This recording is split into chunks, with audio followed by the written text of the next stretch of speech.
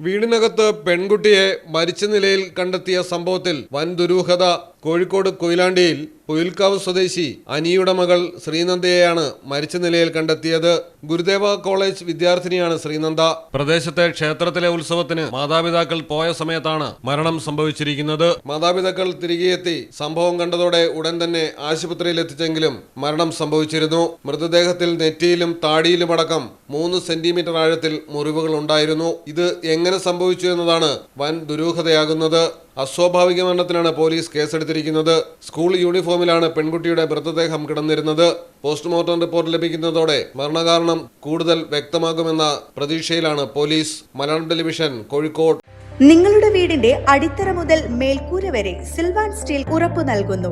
വിശ്വസനീയ ബ്രാൻഡുകളുടെ ഗുണമേന്മയുള്ള ഉൽപ്പന്നങ്ങൾ TMT bar, GP pipe, GI pipe, net sheet, rain cutters, routine sheet, GI coil, polish RAD തുടങ്ങിയ construction മെറ്റീരിയൽസും മറ്റ് industrial ഐറ്റംസും സിൽവാൻ സ്റ്റീൽസിൽ ലഭ്യമാണ്.